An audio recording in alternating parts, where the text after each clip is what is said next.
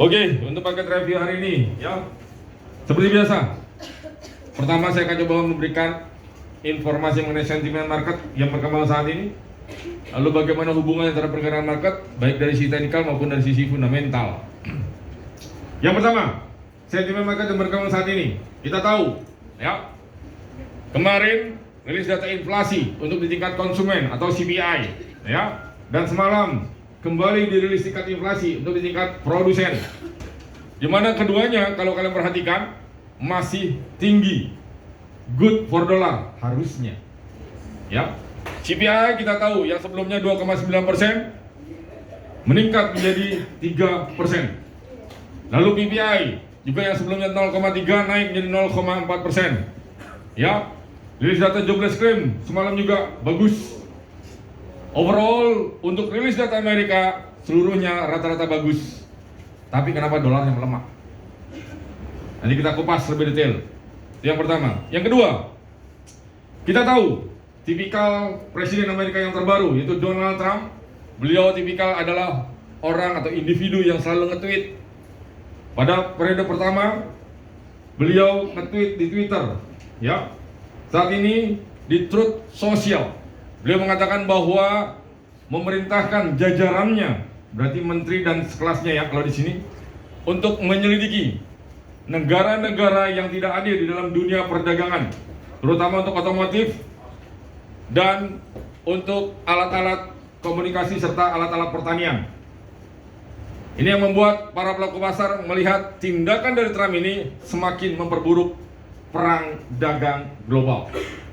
Selain itu juga kita tahu terjadi ya komunikasi antara Trump dengan Putin, di mana antara Rusia dengan Ukraina diprediksi akan terjadi perdamaian. Oke. Bagaimana hubungannya terhadap pergerakan market? Kita tahu semalam rilis data PPI-nya bagus, dolarnya justru melemah karena apa yang tadi saya katakan. Para pelaku pasar mengkhawatirkan statement dari Trump ini bisa mengkhawatirkan perang dagang global. Ini yang membuat para pelaku pasar beralih dari aset investment dolar Amerika beralih ke mana? Gold. Ya. Indeks dolarnya atau DXY kemarin berada di level 107.50. Pagi ini merosot dia ke level 106.66. Secara teknikal potensi pergerakan dari dolar Amerika masih akan melemah. Ya, sasarannya akan menuju ke level 106.00 paling jauh. Namun kita lihat nanti malam kembali akan rilis data retail sales dan core retail sales ya. Dua data ini justru nanti malam diprediksi bad for dolar Amerika. Kalau saya lihat apapun rilis data nanti malam, justru sentimen market yang masih membebani pergerakan dari dolar Amerika. Jadi secara teknikal dan secara fundamental saya prediksi pelemahan dolar Amerika masih akan berlanjut.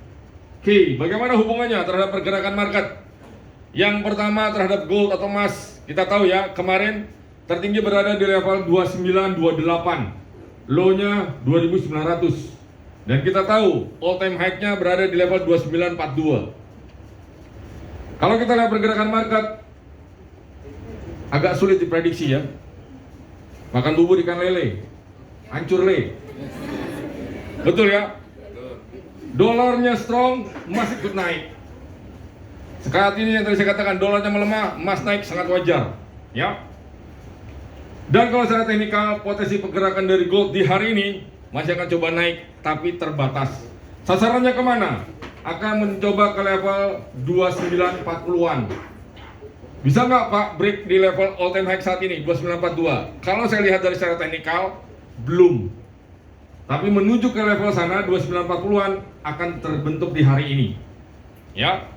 Antisipasi. Kenapa saya kata antisipasi? Biasanya di weekend atau di hari Jumat para pelaku pasar melakukan aksi profit taking. Ya. Sasarannya kemana? Dia akan mencoba menjebol low yang kemarin 2900. Jika level 2900 berhasil di break, dia akan mencoba ke level 2888. Level psikologis strong supportnya. Seperti itu ya. Jadi yang tadi saya katakan, untuk gold masih berpotensi akan naik menuju ke level all time high-nya.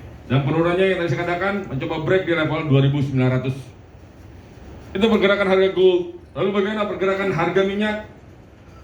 Harga minyak bergerak turun terbatas, ya. Karena kenapa? Kekhawatiran pelaku pasar akan terjadinya perang dagang global yang tadi saya katakan mempengaruhi permintaan akan bahan bakar global. Itu yang pertama. Yang kedua, masih menahan dirinya di Middle East melalui jalur distribusi meskipun gencatan senjata antara Israel dengan Hamas sudah terbentuk, namun adanya informasi bahwa Israel akan kembali mengatur strategi untuk mengadakan serangan baru terhadap Hamas atau Palestina.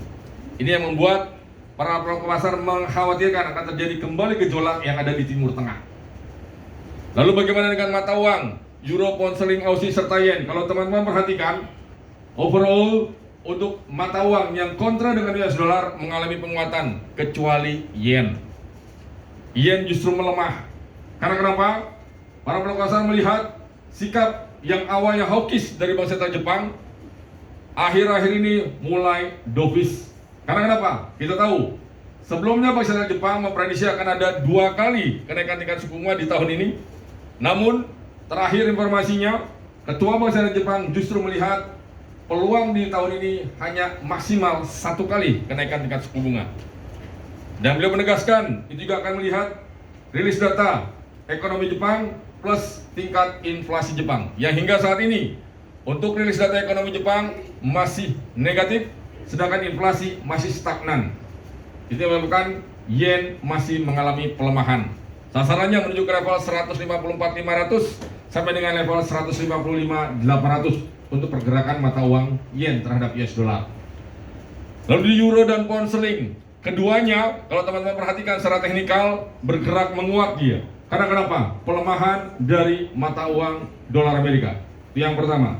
Yang kedua, indikasi ya perdamaian antara Rusia dengan Ukraina ini juga mendukung penguatan dari euro.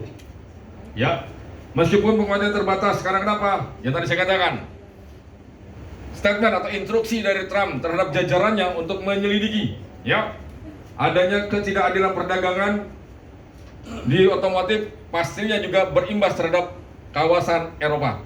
Ini yang membatasi penguatan dari euro. Pound sterling juga sama di Inggris ya.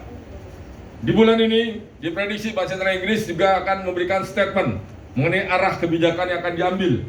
Kita tahu sebelumnya Bank Sentral Inggris sudah memangkas tingkat suku bunga dari 4,75% turun menjadi 4,50%. Selain itu juga rilis data ekonomi Inggris masih negatif. Jadi penguatan mata uang Inggris terbatas ya. Oke, Aussie bergerak menguat dia. Karena kenapa? Saat ini para penguasa melihat imbas dari pemerintahan China yang sangat agresif di dalam pertumbuhan ekonominya, terutama di sektor teknologi. Kita tahu sebelumnya DeepSeek sudah mengalahkan ChatGPT, ya. Yang ini membuat para pelaku pasar agresif untuk apa?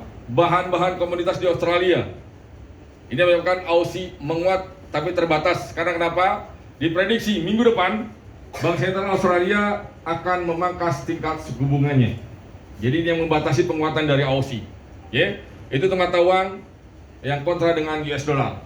Untuk indeks saham Amerika kemarin ditutupnya naik, ya. Dow Jones Industrial Average tutup naik 0,77%. S&P 1,04% dan Nasdaq tutup naik 1,5%. Karena kenapa? Para pelaku pasar melihat dengan statement Trump ini, para pelaku pasar mulai beralih ke aset beresiko, meskipun porsinya masih dominan di aset safe haven. Untuk Nikkei dan Hang Seng, Nikkei pergerakannya masih stagnan dia di level 38 sampai dengan level 39. Tapi kalau secara teknikal, kalau saya lihat untuk di pekan ini pergerakan Nikkei masih berpeluang akan coba naik. Imbas apa yang tadi saya katakan? Meredanya sikap hawkish dari masyarakat Jepang justru memicu indeks saham Nikkei untuk melanjutkan kenaikannya. Untuk Hang Seng, kalau teman-teman perhatikan sudah berada di level 21.200. Potensinya pergerakan Hang Seng masih akan menunjukkan kenaikannya. Dan sasarannya menuju ke level 22.300 yang pernah terbentuk pada tanggal 6 Oktober tahun lalu.